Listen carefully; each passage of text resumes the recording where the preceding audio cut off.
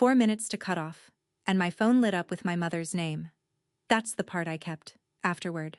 Not the question. The clock. 22 trailers staged, 3 drivers waiting on paperwork, and Wendy Ashford, 29 years old, standing on a loading dock in Erie taking a call she had been counting down to for 9 days. My mom wanted my bank login. Just to check something, she said, 2 weeks before my sister's wedding, in the voice she uses when the answer has already been decided. I said yes. I said it fast, so she wouldn't hear me smile. What she found when she logged in took her about 11 seconds to read. What she did about it took 12 days, and it cost me more than the money ever could. Welcome back to Wise Family Revenge. This is where we sit with the quiet ones, the daughters who kept the lights on and kept their voices down, and finally stopped apologizing for being capable. If you have ever been the one everybody calls and nobody thanks, you already know how this one is going to feel in your chest. Drop a comment and be sure to subscribe.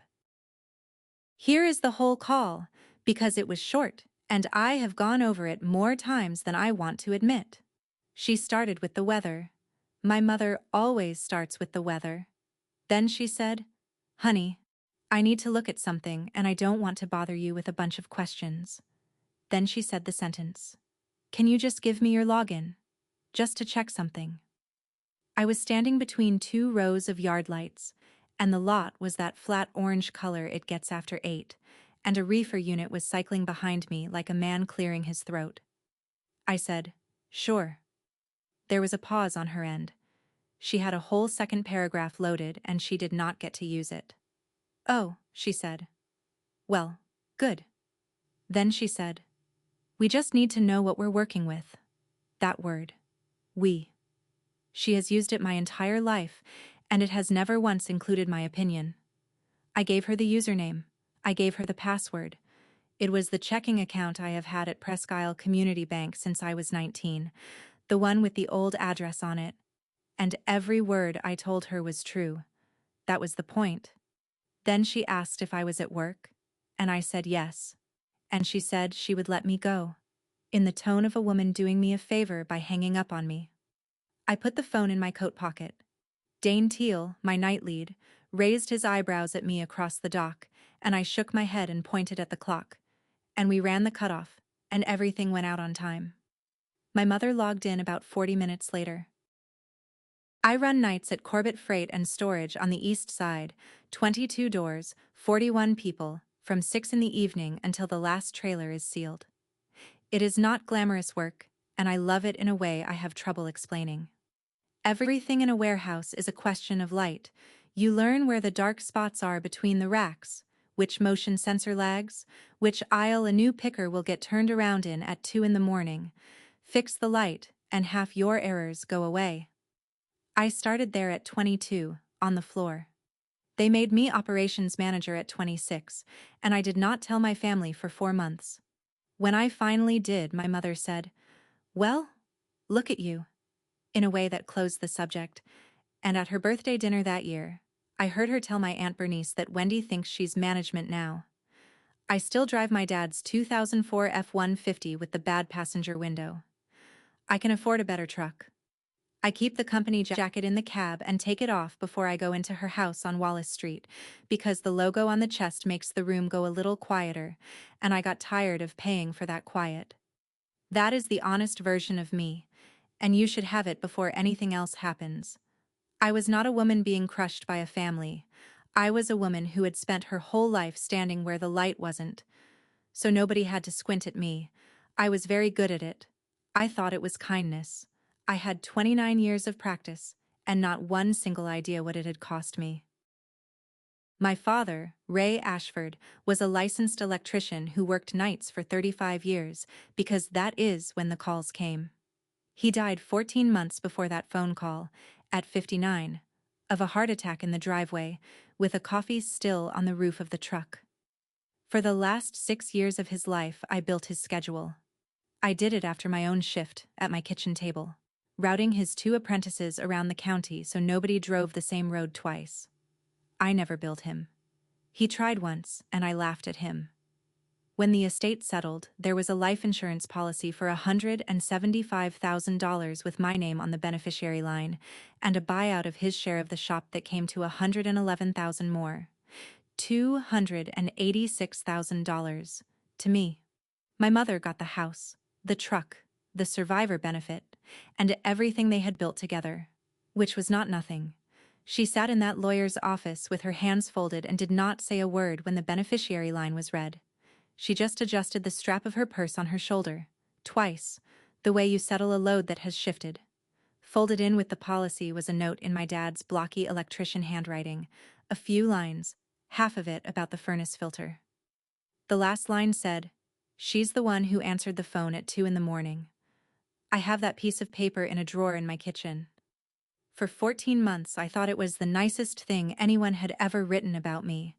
I did not understand yet that in my family, a sentence like that is not a compliment. It is an invoice somebody else intends to collect. Lacey got engaged in February. She is 25. She cuts hair at a shop on Buffalo Road. And Grant Whitaker is a decent, slightly slow young man whose family owns 3 car washes. At first, the plan was St. Anselm in the church hall, which is where everybody in our family has gotten married since 1961, including my mother. Then it was St. Anselm in a tent. Then the tent had a floor. By April, my mother had booked the Bayview room, which sits up on the bluff with a wall of glass facing the lake, and the quote was $61,000 for 240 people. I want to be careful here, because it would be easy to make my sister the problem. Lacey did not ask for any of it. I watched her get smaller at every planning conversation, the same way I do, which should have told me something earlier than it did. The guest list was the tell. Half of those 240 people were not Lacey's. They were my mother's. And they were mostly women who had watched her bury a husband at 57 and were waiting, in the polite Erie way, to see whether the Ashfords were going to hold. That wedding was not a wedding. It was a statement of financial condition, read aloud to a room. And somewhere in April, without telling anyone, my mother had put down a deposit of $8,400, non-refundable, on a room she had no way to pay for. She told Lacey it was handled. She told the church they would still do the ceremony. She told nobody where the money was going to come from, because she already knew, and because she had never in her life had to ask me out loud. She asked me in May. Not for the whole thing. Just to cover the deposit she had already put down, she said, and we would square it up out of the gift money, and it would all wash. Anybody who has ever been the responsible one in a family knows exactly what that sentence is. It is not a loan. It is a rehearsal.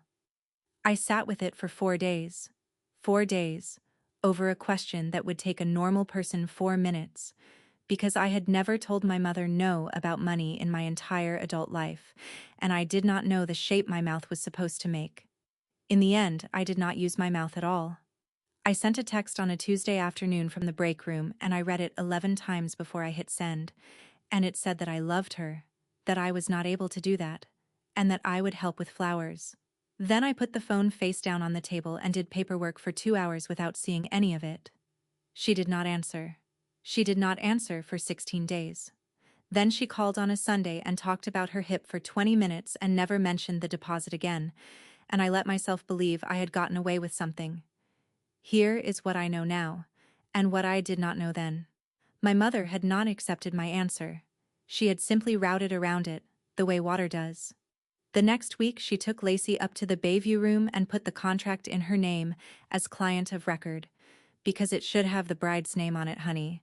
And a few days after that she went to the credit union and borrowed $40,000 against the house my father wired with his own hands. I found out on a Thursday in July, returning a roasting pan.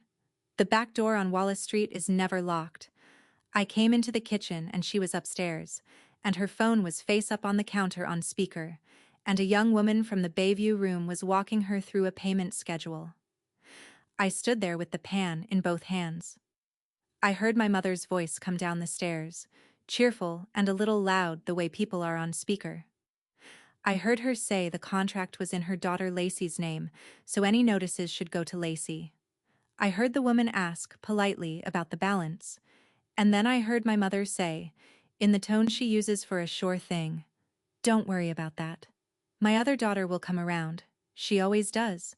It's not like she has anybody else to spend it on. The Bayview room woman laughed. Because what else do you do? I did not move. I was standing in the dark strip between the refrigerator and the door, which is a spot I have known my whole life. And I noticed that I had chosen it without thinking. On the counter next to the phone was an envelope from the credit union with a window in it, and through the window I could see the words "past due" and a number that started with a 3. I put the pan on the stove. I walked out the way I came in, and I did not let the screen door bang. I sat in my father's truck in my mother's driveway for a long time. Then I drove home to East 6th, and I sat in the parking lot there too. 4 days later, I called a woman I had not spoken to in 2 years. My Aunt Delia is my father's sister, 2 years older than he was, and she lives in a small house on Route 20 with 2 dogs and a coffee maker that predates me. For 22 years she drove a plow for the county, midnight to noon, until her back gave out. She has been divorced twice. After the second one she filed bankruptcy, and my mother said the word bankruptcy the way you would say a diagnosis.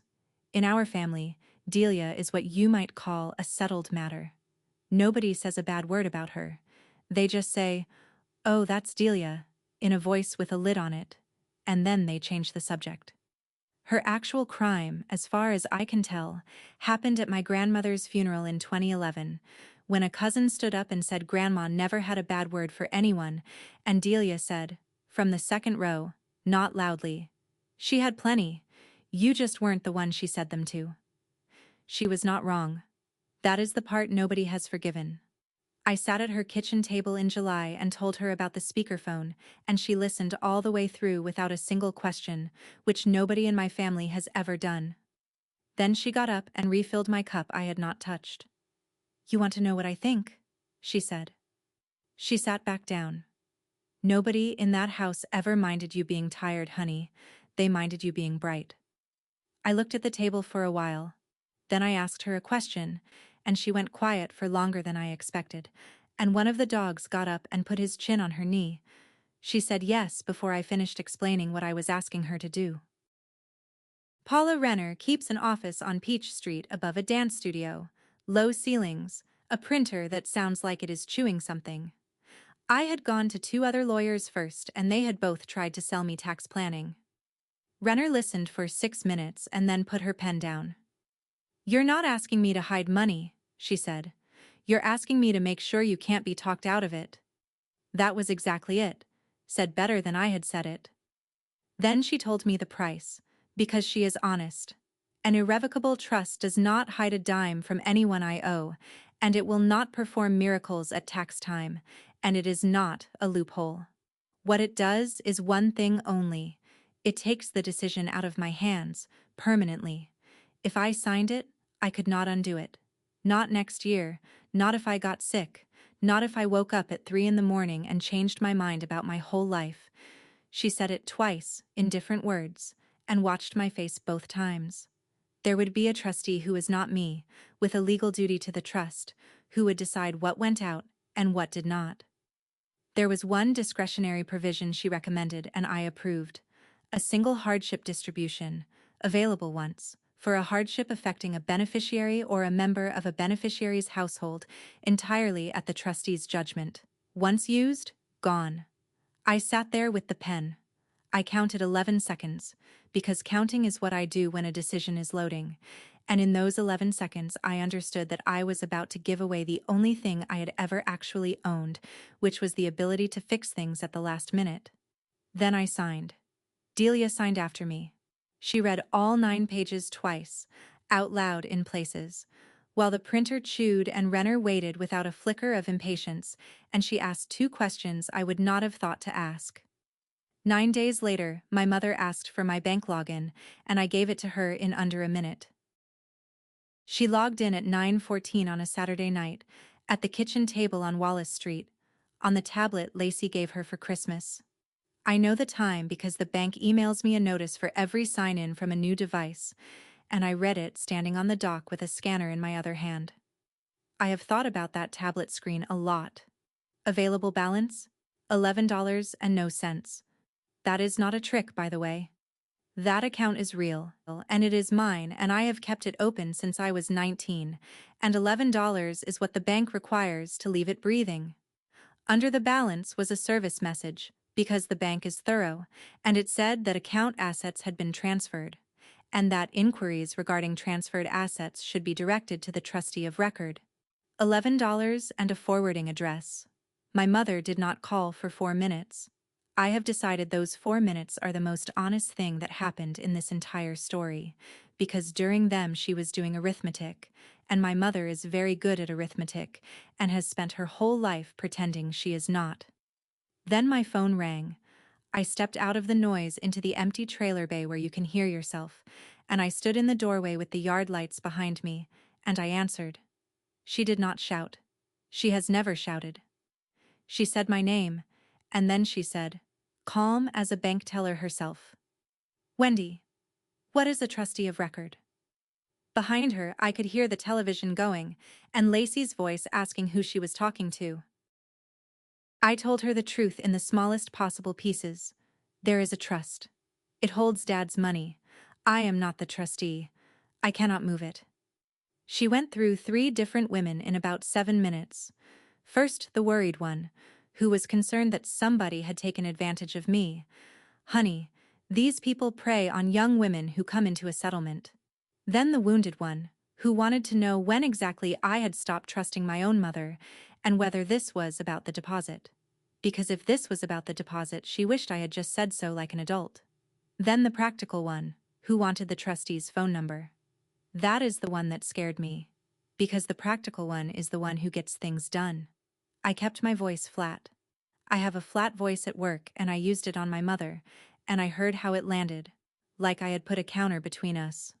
What she could not see was my free hand, which was shaking so badly I had to put it in my coat pocket to make it stop.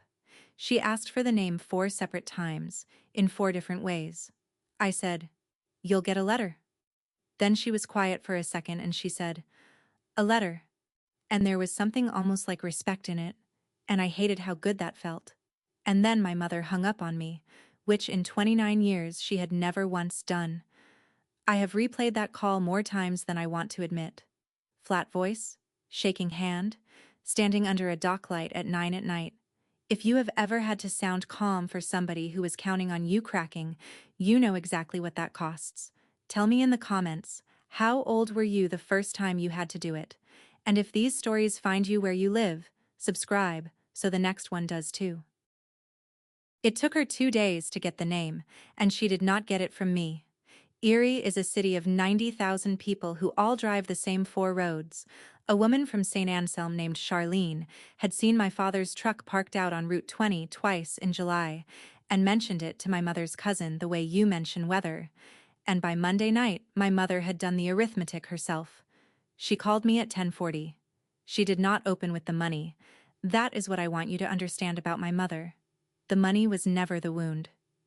You gave your father's money, she said, to her. I said Delia is his sister. She said, I know who she is. Then she talked for 6 or 7 minutes without much of a breath, and it was not a rant. It was a position. Laid out. A family is one pot. That is how they came up. That is how her mother did it, and how his mother did it, and everything that lands in one person's hands is held for everybody. When one of us takes a ladle and goes off to a corner with it, that is not independence. That is theft with better manners. She believed every word. She has believed it her entire life, and it has cost her plenty. Do you know what people are going to say? She said. And I said no. And she said, they're going to say she got money and turned into somebody. Before she called me, she had already told 3 people. I found that out later. I sat on my kitchen floor on East 6th with my back against the dishwasher, which was running, and it was warm, and I let it be warm for a while. Lacey called the next night at 11. She did not ask me for money. My sister has never once asked me for money, and that is exactly why she is the most expensive person in my life. She cried the way she has cried since she was 6, in little apologies. Sorry, hang on. And then she said, why are you doing this to me? Not to Mom. To me. I sat down on the edge of my bed with the light off. I said the wedding was not mine to pay for and that I loved her. She said she knew. She knew. And then she said Mom had told her the room was paid, and now the room was not paid, and she did not understand how any of this had happened, and could I please just talk to whoever it was? Just talk to them. Here is the part I am not proud of. My hand went to my phone and I opened the banking app, and I looked at that $11, and for a good 30 seconds I hunted for a button. Some way to fix it right now, tonight, and make my sister stop making that sound. There was no button. I had personally, deliberately, at a desk on Peach Street, removed the button. That is what it feels like the first time. It does not feel like strength. It feels like standing on the wrong side of a locked door with the key in your own pocket, melted. I told Lacey I would see her soon. I lay there until 4 in the morning doing the thing where you build a version of the conversation in which everybody understands you. Then I got up, and I drove east on Route 20 to get my aunt. The Presque Isle Community Bank branch on West 12th is a low brick building with a drive-through on the side and a flagpole nobody has painted since the 90s. Inside there are 3 teller windows, a blue rope on chrome posts to make a line that is never long enough to need one, and 4 upholstered chairs in a waiting area by the front glass, next to a coffee urn that has been giving the same coffee since 8 in the morning. Remember that room. We are going to end up back in it. Delia went in to finish her trustee's signature card and order the checkbook, and I waited in the truck, because she told me to. When she came out, she got in and put her folder on her lap and said it took 40 minutes, and the young woman was very good at her job. Then I opened the glove box. My father's headlamp was in there, the yellow one with the elastic strap gone chalky, and it had been in there for 14 months because I could not carry it into my apartment and I could not throw it away. I held it out to her. Delia took it and turned it over twice, and pressed the switch, and it came on, weak and yellow in the daylight. "Anything your dad owned that made light, he kept working," she said. Then she clipped it to the visor above the passenger seat of her own car, which is where it still is. She sat with the door open and set out the rules, and she did not soften any of them. Anything anybody wants from that trust, they ask her. In writing. She answers in writing. She does not do doorsteps. She does not do phone calls. She does not do parking lots after church, and that includes me. "If I take it on the porch once," she said, "I'll be taking it on the porch for the rest of my life. And so will you." I said okay. She said, "I mean you too, Wendy." I said okay again, and I did not understand what I had just agreed to. And 8 days later it was the only thing holding me up. The first letter came from my mother on Thursday, and it had been written by Grant's Uncle Chuck, who did 1 semester of law school in 1994, and has never fully recovered. I know because Chuck cannot help himself, and there were words in it like heretofore and moral obligation, and it came with a color printout of the wedding budget, itemized, including $400 for a chocolate fountain. It was addressed to Delia Ashford, trustee. Delia answered it in 1 page, 6 sentences, signed with her whole name in blue ballpoint, and sent it certified with a return receipt, so there would be a green card with my mother's signature on it in a file somewhere forever. She copied me. I read it under the dock lights at midnight during a lull. It said, in plain words, that the trust document does not contemplate distributions for social events, that she had reviewed it twice, that she was declining, and that she would respond to any further request in writing. No lecture, no jab, nothing my mother could carry into a room and hold up. I stood there with that page, and I felt something I did not have a name for at first, and then I did. I was unemployed. For 29 years, the one job I had held in that family, the one thing that made me necessary, was being the place where the hard answer got decided. They fought, and then they came to me. And I found a way. And finding a way was the entire currency I had. Delia had said no in a font. Nobody was going to call me to negotiate anymore. They were only going to call me to sentence me. And it turns out being useless to people who use you is a much colder feeling than I expected. Friday at 6:40 in the evening, my mother parked her Buick at the employee gate of Corbett Freight and Storage. I was on the dock in the company jacket with the logo on the chest, and I did not have time to take it off. She stood on the other side of the chain link under the pole light with her purse on her forearm, like she was waiting for a bus in 1978, and she did not yell, and she did not make a scene, which is worse. Dane Teal came and found me and said, "Careful as anything, boss, there's a lady at the gate says she's your mom." 41 people work that shift. 11 of them were within 15 feet. I walked out through the yard and the whole way I could feel it, the two halves of my life closing on each other like a door in a jam. She had been crying, just enough. She said she only wanted to talk to her daughter, and she said it loud enough for a driver leaning on his mirror to hear, and I watched him decide something about me that I will never get to correct. I said, "You can't come here." She said, "I'm your mother." I said, "You can't come here." Again, in the flat voice, and my hands were steady this time, and that frightened me more. She looked at the jacket. She looked at the logo, and at the yard, and at the men, and something in her face rearranged itself, and I understood that she was seeing the size of what I ran. Then she said she would see me at the wedding, and she walked back to the Buick. Dane held the gate for me and said, "You want me to walk her out? Or you want me to not have seen that?" By the weekend, my phone had the kind of activity it usually only has at Christmas. Aunt Bernice, who wanted me to know she was not taking sides, and then took one. A cousin I have not seen since a graduation party. 2 women from St. Anselm, one of whom sent a Bible verse with no note attached, which I think is the single most eerie thing that has ever happened to me. The version going around town was efficient and it had legs, because it was simple. Wendy came into money and she is punishing her sister. Nobody said it to my face. That is not how it works here. Here, you go to the Wegmans on Peach at 4:30 on a Sunday like you have your whole life, and the woman who taught your CCD class in the 4th grade sees you in the produce section and becomes extremely interested in a bag of onions. That is the whole punishment. It is very quiet and it goes on for years. I stood there holding a rotisserie chicken and I understood that I had lost something I did not know I had been holding, which was a place. Not a big place. A small one, at the edge, in the dark. But mine. Here is what nobody warns you about a small city. Nobody yells at you. They just get very busy in the checkout line. If you have felt that particular kind of cold from people who have known you since you were 4, you are not imagining it, and you are not being dramatic. Say so in the comments, because I read them. All of them. And stay with me, because the part at the bank is coming and it is not what you think. On Sunday, the Whitakers offered to split it.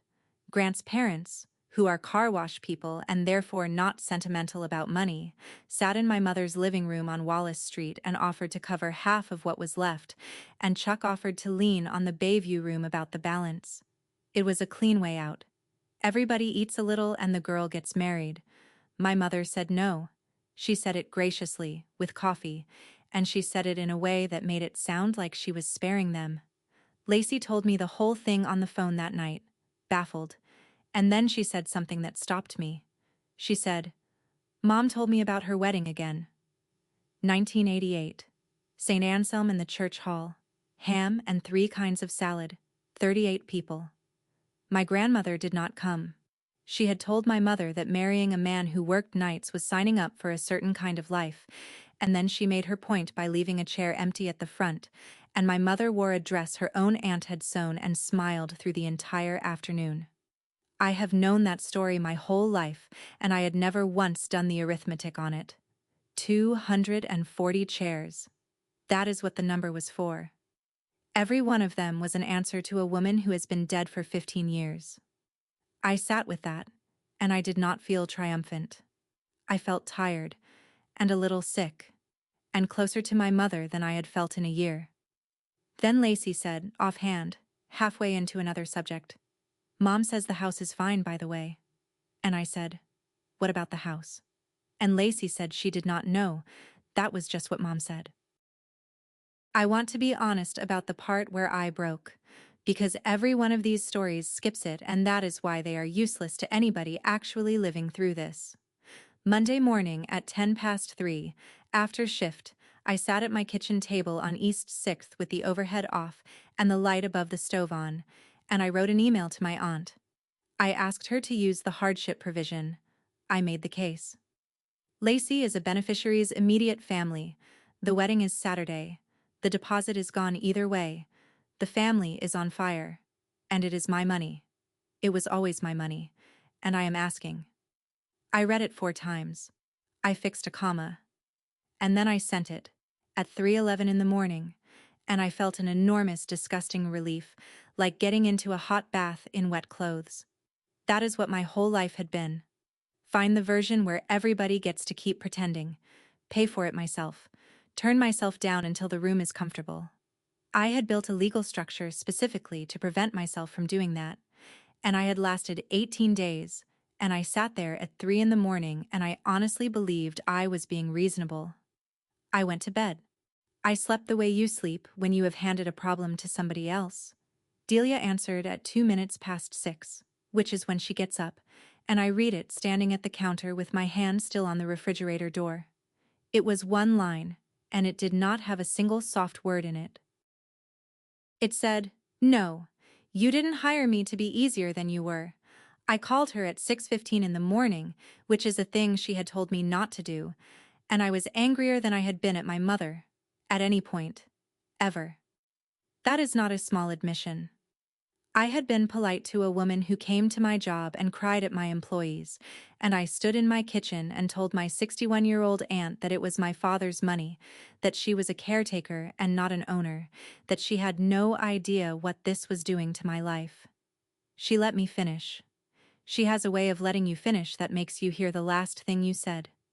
Then she said she had read the document twice, on the day she signed it and again that morning, and that the word wedding does not appear in it, and that hardship does, and that a party is not a hardship no matter how loud the room gets.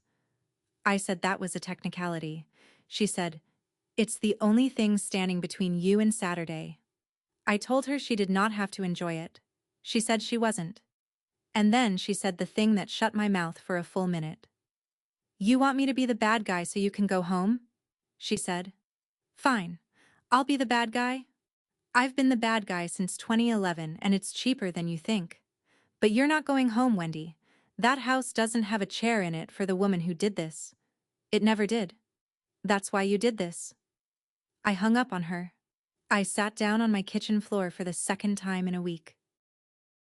That afternoon, I drove to Wallace Street with a casserole dish I had been holding hostage for a month, which is the only legal instrument my family recognizes. The envelope was still on the counter, in a stack now, with a rubber band around it. I did what I had not let myself do in July. I picked it up, and I read it. A home equity line of credit, $40,000, opened in May against the house my father rewired room by room over 3 winters, with a payment of $312 a month, and 3 of those payments unpaid, a late fee stacked on each one, a demand charge on top of that, and a paragraph in bold near the bottom that used the word acceleration. My mother came in from the hallway with her reading glasses pushed up in her hair. She did not snatch it. She did not deny anything. She stood there and watched me hold it, and she said, "That house is family money too, Wendy." I said the wedding cost more than the loan. She said, "The wedding is 1 day and the house is 40 years, and you don't get to decide which one I spend." She was steady. She was, in her own arithmetic, completely consistent, and I have thought since then that she is the most consistent person I have ever met. I put the envelope back exactly where it had been, square with the edge of the counter. I said, "Does Lacey know?" And my mother said, "Lacey's getting married on Saturday." Which is not an answer, and is also the most complete answer she has ever given me about anything. Standing in that kitchen, I stopped thinking about a wedding. I started doing the math on a roof. Lacey came to my apartment on East 6th at 1 in the morning on Tuesday, in pajama pants and a coat, and she sat down on my kitchen floor with her back against the cabinets, which is apparently where women in my family go. She had a folder. The Bayview room had sent a notice, and it had gone to her, because the contract has her name on it as the client of record. My mother had told her it was a formality. It should have the bride's name. Honey. Lacey had signed it in a parking lot on the hood of the Buick without reading past the date. Inside was a cancellation clause. Cancel inside 30 days and the client forfeits the deposit and owes a termination fee equal to it. $8,400, from a 25-year-old who cuts hair, in her name, with her signature on it. She had not understood any of that until the notice came, and even then she had only half understood it. And she said, "Wendy, can they do that?" And I said yes. Then she cried. And then she stopped. And she asked me the question she had been carrying up 3 flights of stairs at 1 in the morning. "Are you going to help me or not?" I did not answer it. I have gone back and forth on whether that was cowardice. I made her tea she did not drink, and I told her to go home and sleep, and at the door she put her coat on and said in a small voice, "The way you hand somebody a lit match. Mom scheduled something at the bank. Thursday morning. She wants you there." I knew what Thursday was before Lacey got to the bottom of the stairs. My mother does not do ambushes in kitchens. She does them in public, quietly, in rooms where a person like me is too well raised to raise her voice, with my sister sitting right there as collateral. She had done it to my father twice that I know of, once about a truck and once about a vacation, and both times he came home having agreed to something. So I did 2 things on Tuesday. The first one took about a minute. I told Dane I needed Thursday off, and he said okay, and he did not ask why, and after 3 years without a single day off, the fact that he did not ask made my throat close. The second one took longer. I sat in the truck outside the warehouse with the engine off, and I typed a text to my aunt, and I sent it before I could sand the edges off it. "I'll be there, and I'm not going to ask you for anything." I sat there and watched the yard lights come on across the lot on their timer, one bank at a time, the way they do, the far row first. Then my phone buzzed on my knee. Delia had written back, and it was a single short line with no punctuation to speak of, and I read it over and over on the drive home and did not understand it at all. "Then don't sit down." Wednesday night I stayed after shift. Everybody cleared out by 11:15, and I killed the overheads and walked the aisles with only the exit signs going, which turns a warehouse into a green cathedral with a very low ceiling. I do that maybe twice a year. It is the only time the building is quiet enough to hear the compressors. I thought about my father, who left the porch light on at Wallace Street every single night, including the years after I moved out, including the winter I did not come home for Thanksgiving, and who never once mentioned it. I thought about the note in my drawer, and I thought about myself at 9 years old at the desk in my room, turning the lamp down 2 clicks because my mother was walking past in the hall, and I did not want to be caught still awake, still working, still doing something she would have to have an opinion about. I had spent my whole life standing where the light wasn't so nobody had to squint at me.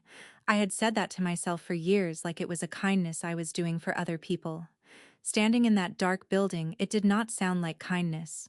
It sounded like rent. Then I went into the office and I printed 1 page off the internet and folded it in thirds and put it in my coat pocket. And I locked up at 20 to 1 and went home and slept for 5 hours, which is more than I expected. Thursday morning, 9:40. The branch on West 12th smells like carpet and coffee that has been sitting since 8. 3 teller windows, 2 of them staffed. The blue rope on its chrome posts making a lane that nobody in the history of that branch has ever needed. A rack of brochures about auto loans, 4 chairs by the front glass, and the glass faces southeast.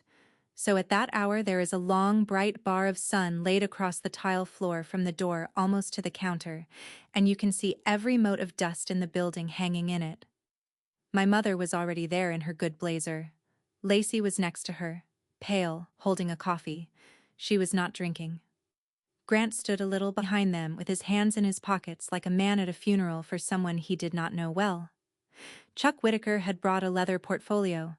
There was one other customer, an older man in a Cleveland windbreaker waiting to open a savings account for his granddaughter, and he had a birthday card in his hand. "And I want you to hold on to him because he matters later." The personal banker was named Nadine Sowers, mid-30s, a lanyard, the flat, pleasant calm of somebody who has been screamed at by strangers about overdraft fees for a decade. My Aunt Delia came in 2 minutes after me, alone, in a windbreaker of her own, carrying a plastic accordion folder with a rubber band around it. My mother looked at that folder the way you look at a dog you have been told is friendly. Nadine said, "Who's first?" My mother had a plan and she ran it cleanly. She stepped to the counter and asked to have her name added to her daughter's account, and Nadine said she could certainly help with that if the account holder was present and wanted to add her, and turned to me, and I said no. My mother laughed a little, the way you laugh at a child, and said we would come back to that. Then she asked to see the balance on the Ashford Trust, since she was family. Nadine said, "I'm not able to discuss another customer's account, ma'am." Then my mother explained the situation at length, with her hand flat on the counter, and Nadine listened to all of it with her head tilted, and when it was over she said, "I'm not able to discuss another customer's account, ma'am." Then my mother asked for the branch manager. The branch manager came out and listened and said the same sentence in a slightly different suit. That is what a wall looks like when it is polite. It does not argue with you, it does not get tired. Chuck Whitaker stepped up then and used the word fiduciary twice and suggested that a trustee had obligations to the family of the settler. My aunt did not open her folder. She said, "The obligation runs to the trust. You're welcome to write to me." And Chuck stood there with his portfolio, and then he sat down in one of the 4 chairs like a man whose knees had been taken. And I watched my mother do something I had never seen her do. She stopped. She looked around that little branch, at the rope, at Nadine, at the man in the windbreaker with his birthday card. And she recalculated in about 4 seconds flat, and she stopped asking for the money. She turned to me, and her whole face changed into something warm and terribly sincere, and she said, "Wendy, honey, can we sit down for a minute?" And she reached into her purse and took out what she had actually come with. She sat down in the second chair and patted the one beside her. I stayed standing. What she took out of her purse was a manila envelope, soft at the corners, and she did not open it right away. She started with the first thing. She said that on Saturday before the toast, she was going to stand up in front of everybody, all 240 of them, and tell them what I had done for this family since their father died. That she had never said it. That she should have. She said she had already written it down. The second thing was the envelope. She opened it on her knee and slid out a folder, and inside was the deed and the tax card for the cottage on the Bayside, the 2-bedroom with the bad roof that my father bought in 1998 and wired himself. The one I had been told since I was 9 belonged in the future to Lacey, because Lacey will have a family. My mother put it on the little table between the chairs and turned it so it faced me. "It's yours," she said. "It always should have been. I'll sign it Monday." And then she looked at me, straight on, with her eyes wet in a way I had never seen in a public building, and she said the thing I had wanted since I was 9 years old and had built an entire personality around not needing. "You were always the one." My father wrote almost the same sentence on a piece of notepaper about a furnace filter, and I had kept it in a drawer for 14 months like a stone in my pocket. And here it was in her mouth, in daylight, in front of my sister and her fiancé, and a stranger with a birthday card. Then my mother reached over and put her hand on my wrist, warm, and she said it very gently, the way you would ask someone to pass the salt. "Just tell her to open it, honey. I want to be honest with you about this too. I wanted it. Not the cottage. I have never cared about that cottage. I wanted the sentence, and I wanted the room on Saturday. And there was about a second and a half where my whole body leaned toward that chair like a plant toward a window. Then I started counting, because that is what I do when something is loading, and I got to 11. And somewhere in there, I saw the desk in my old bedroom, and my hand on the little brass knob of that lamp, turning it down 2 clicks so my mother could walk past the door without having an opinion about me. I had done that my entire life. I had done it with the promotion, with the truck, with the jacket in the cab. And standing in that bar of sunlight on the tile floor, I finally understood the thing I had been getting wrong since I was 9, which is that there is no setting low enough. The light was never the problem. The problem was where it fell. She was not offering to see me. She was offering to describe me, on Saturday, to 240 people, in exchange for a number. And I understood what my aunt had meant on Tuesday night in that one short line. Then don't sit down. So I did not sit down. I looked at my mother's hand on my wrist, and I took my arm back, gently, and I said, "No, I'm not going to do that." She said, "Wendy?" And I said, "I stood where the light wasn't for 29 years, Mom. It was never the light that bothered you." Then I turned to my aunt, and I used the voice I use on the dock at 3 in the morning when a trailer is in the wrong bay and there are 9 minutes left, and I said it loud enough for the whole branch. I asked her to consider the hardship provision. Not for the wedding, for two things. First, $8,400 paid directly to the Bayview room, wired from the trust, in exchange for a signed release of Lacey Ashford from all personal liability under that contract, so that my sister does not start her marriage as a defendant. Second, $1,260 paid directly to the credit union, applied to the home equity line on the house at Wallace Street, which is the 3 missed payments, the late fee on each of them, and the demand charge, so that nobody starts foreclosure on the house my father wired. Not $1 of it to pass through my mother's hands, and I asked her to note in the trust record that the provision was thereby exhausted, permanently, so that nobody in that room would ever have a reason to ask again. My aunt unwound the rubber band on her folder. She had a blank distribution memo in there, because she carries one, the way my father carried wire nuts. She said, "Is that your request, or is that you flinching?" I said it was my request. She wrote it out longhand on the little table between the chairs while my mother said her name twice. Then she signed it, and she gave Nadine 2 payment instructions and her trustee identification, and Nadine said, "Give me about 20 minutes," and went behind the counter, and the money counter at window 2 started up like a deck of cards being shuffled by a machine. Then I took the page out of my coat pocket, the one I had printed at 20 to 1 on Wednesday night, which was the cancellation clause off the Bayview room's own standard contract with the termination language circled in blue pen. And I handed it to my sister, and I told her to read the part I had circled before she signed anything for anyone ever again. And that was it. That was the whole thing. The room got very quiet except for the money counter. My mother sat back in the chair. For about 10 seconds she was not performing anything, and I got to see her, and it is the only time in my adult life that has happened. She looked at the deed on the little table, and she said quietly, mostly to herself, "Do you know what my mother said the week I got married? She said I'd just signed up to be poor politely." I did not say anything. I could not. There was a version of that morning, maybe 4 seconds wide, where I sat down in the chair next to her and we started somewhere new. I felt it go by. Then she picked the deed up off the table and put it back in the manila envelope and squared the corners, and her face closed like a register drawer.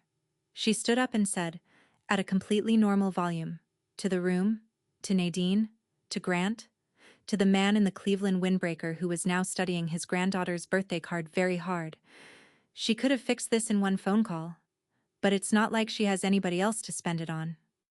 She had said that in her kitchen in July on speakerphone, when it was a prediction about me.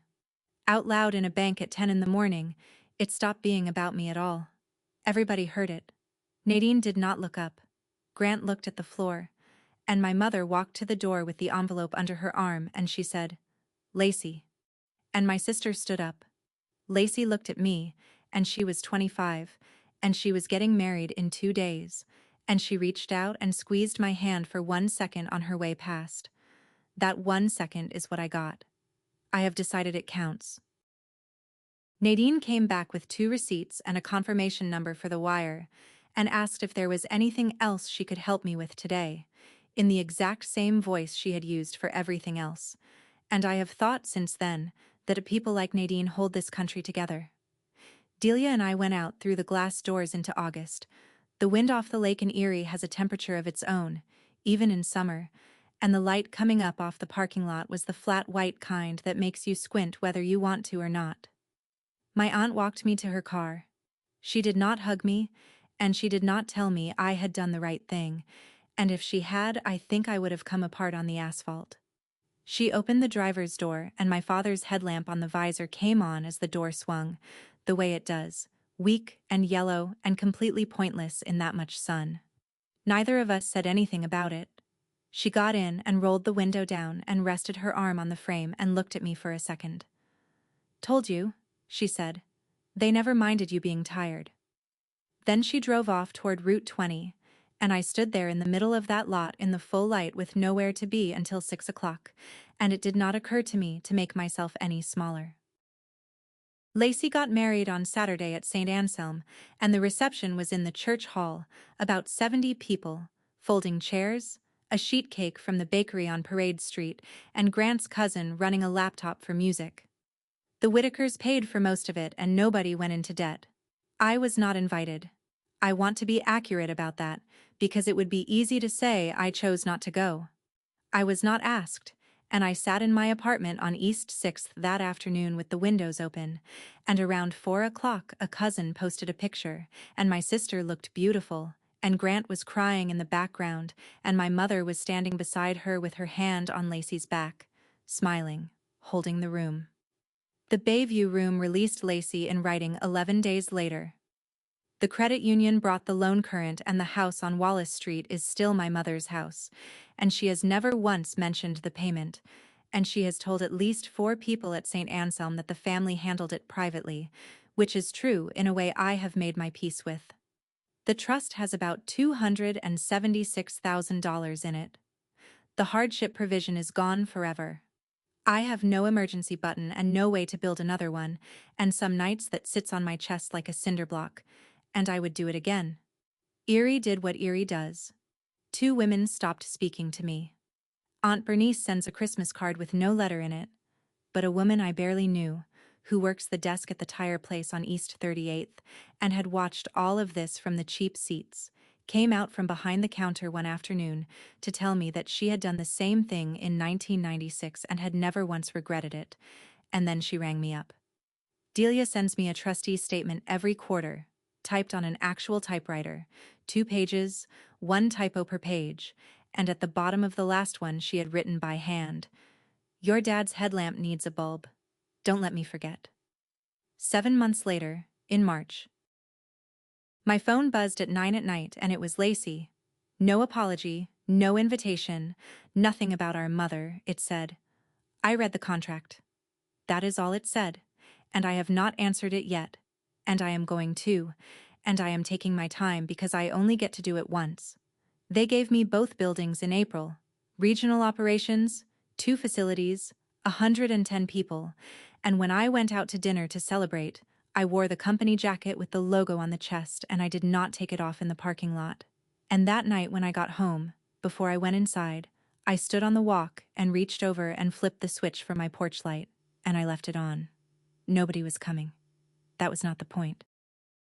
If you keep turning yourself down so the room stays comfortable, one day you will find the switch does not go any lower, and that is the day you get to find out who was actually bothered by the light. That's my story. 9 days, $11, and 1 aunt who read every page twice. If it made you think of something you have been meaning to put out of your own reach before somebody asks you for it, a beneficiary line, a password, a boundary, take that as your sign and do it this week. If you know a woman who is always the one they call, send this to her. Drop a comment, hit subscribe, and I will see you in the next one.